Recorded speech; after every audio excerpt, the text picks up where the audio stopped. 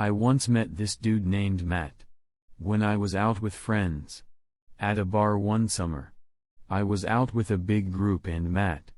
And I made friends at the bar vibing. Over the Cubs game that was on. My group kind of dispersed away from me. As I spoke with Matt.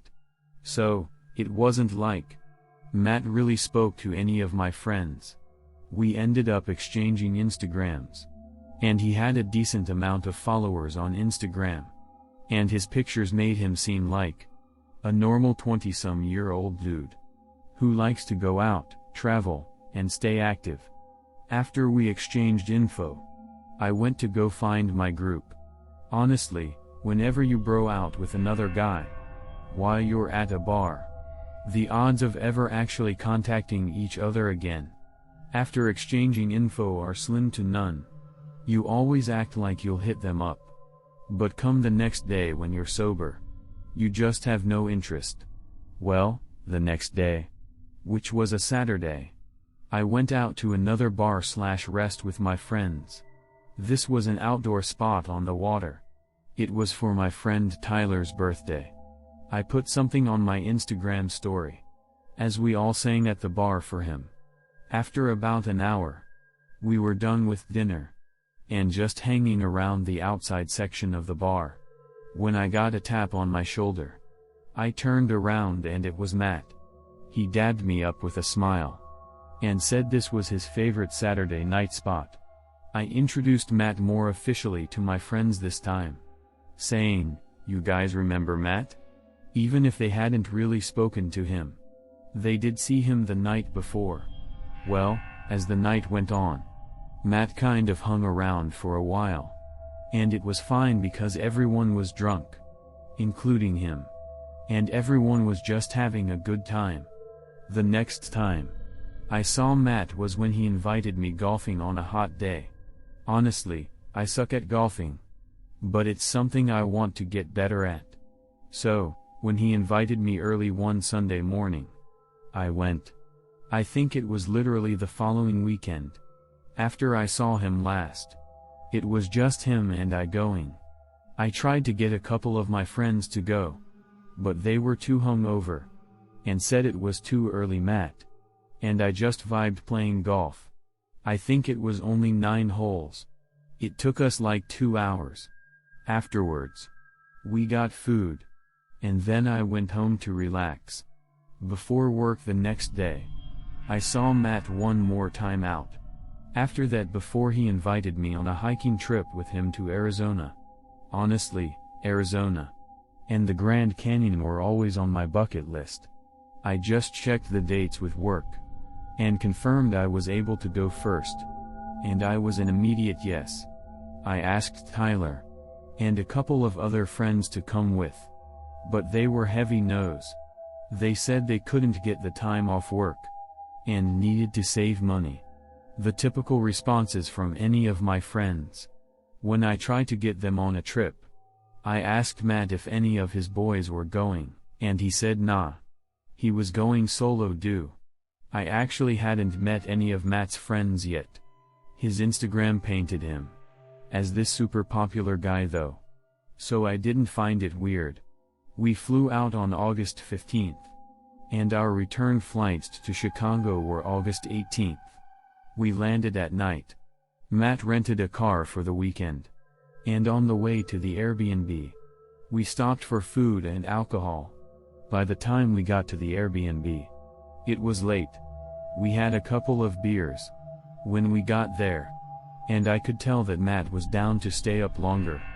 But I was admittedly shot and wanted to go to sleep. This was when I realized there was only one bed in the Airbnb. I had never asked him to confirm that there were 2 bedrooms. When I brought it up, he pointed to the couch I was sitting on and said, "It's a pull-out couch." He then said relax, and that he's not going to charge me for the Airbnb. Honestly, a free stay in Arizona. I couldn't complain about the couch. I pulled out the sofa bed, set up the sheets, and went to sleep. It was surprisingly comfortable. In the middle of the night, I woke up to Matt walking through the living room to the kitchen to get water. I'm a light sleeper. The sound of a pin drop will make me wake up. I rolled over and went back to sleep. The next morning, Matt woke me up early. It was a sunny, gorgeous day, and we drove straight to the Grand Canyon. I had no idea just how massive it truly was, or how many individual trail options there were. We hiked the Bright Angel. I think I didn't realize how out of shape I was until that day. Matt was perfectly fine, laughing and telling me to keep up, while I was dripping in sweat and out of breath. We took numerous breaks, which we used to take a million amazing pictures. It was beautiful. Eventually, we got back to the car. We had been hiking for over 2 to 3 hours, and I needed food. We stopped by a deli on the way back. It was a long drive back to Phoenix, and when we got there, we took a midday nap, and then after that, we explored around Phoenix. And of course, in Matt fashion, we drank at multiple bars. I barely knew the guy, but I could already see he liked his alcohol. Fast forward, we got really drunk, but I think I got drunker. And I'm not sure how. Because Matt was downing as many drinks as me. We had to leave the rental on the street and Uber back to the Airbnb. It was late. Time flew by somehow. I don't remember much besides Matt blasting music in the Airbnb for a bit, and my plugging my phone in next to the couch. I guess I just went to sleep after that. That night, I woke up randomly, probably a couple of hours after I fell asleep.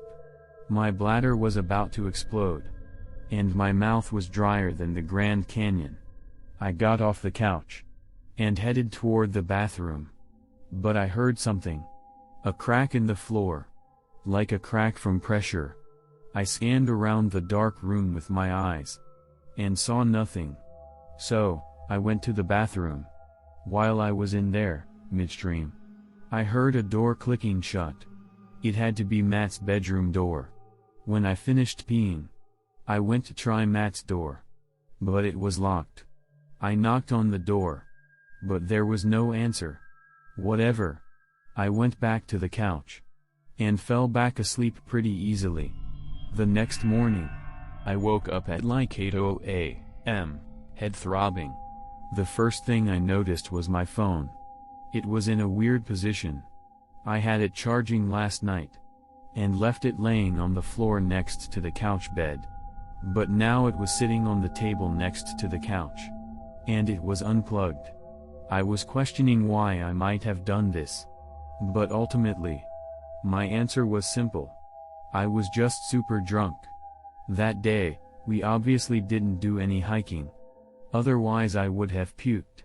We just Ubered to the car, and then did some driving around, exploring different neighborhoods, scenery, and checking out the botanical gardens. I didn't really want to drink that day, but later on Matt convinced me. And wouldn't you know it, it was another night of getting really drunk. Our flight was at like 1:00 p.m. the following day. So at least, we didn't have to worry about getting up really early. We got back to the Airbnb late again. I'd say between 1 and 2 o'clock a.m. this time. Matt insisted on letting me sleep in the bed that night, just because it was fair. Honestly, I didn't argue. I eventually took my bag to his room, and then said goodnight, and shut the door. I didn't lock it. Not that it mattered because the locks, from what I remembered, had those door knobs with locks that you could easily unlock with like a butter knife or something. I wish I could say the story ended there, and that we went home in peace the next day. Well, I woke up that night probably not long after I fell asleep. I didn't know what woke me up at first. It's like waking up to a sound, but you didn't fully consciously hear that sound, because you were still technically asleep when it caused you to wake up. I looked around the room, and then for my phone. My phone was missing. I had it plugged in next to the bed, and had the phone on the bed next to me. But now the cord was just dangling from the outlet to the ground with no phone. How could this happen again? I looked on one side of the bed on the floor, and then the other, and I jumped up, and screamed at the top of my lungs, when I saw Matt laying face down sprawled out, on that side of the bed on the floor. He looked up looking like he just woken up from a deep sleep. I shouted, "What are you doing?" He looked around the room acting confused like he didn't know how he got there. He stood up and said that he must have been so blacked out that he just walked in here to go to bed. But then remembered I was in the bed, and he crashed on the floor. But that didn't make sense, because he was on the side of the bed further from the door. I then accused him of taking my phone, and he played dumb. He said I should check under the bed. Maybe it fell. Then he got on his knees, looked under the bed, and instantly said, "Bro, here it is." And he pulled it out from under the bed. I looked at him, and I genuinely felt like I was staring at a different person now. Who was this guy? Did he really try getting into my phone twice? I told him I'll just go back to the couch, but he insisted he would. And then he left the room. You bet your ass I locked the door this time. If it weren't for the phone, sure. I just see it as he was really drunk, and did something goofy, like come pass out on the floor. But I was detecting, there. He took my phone. And I know it. Since I was still kind of drunk, I didn't really have much trouble falling back asleep. Once again. I wish it ended there. But it didn't. I woke up one more time that night. And this time I quickly realized why. At the foot of my bed was Matt standing there. But all I could really see was his silhouette. For some reason, I didn't jump or scream this time. He sat down on the bed, and started rubbing my foot. And that's when I screamed at him to get out. He wouldn't move. So I had to physically push him off the bed, and out the bedroom door. I started packing my clothes into my bag, and then quickly packed all my toiletries, and whatever else I packed. He didn't say a word. He sat upright on the couch watching me, like a creepy NPC the entire time. It was the most unsettling part. I called an Uber to the airport. I wasn't staying there another minute. He didn't try to stop me. I got to the airport just as the sun was starting to rise. And as hard as I tried to sleep, I couldn't. My mind was just racing.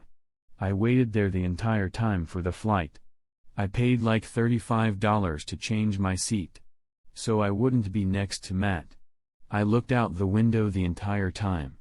The plane was boarding, so I wouldn't have to make eye contact with him.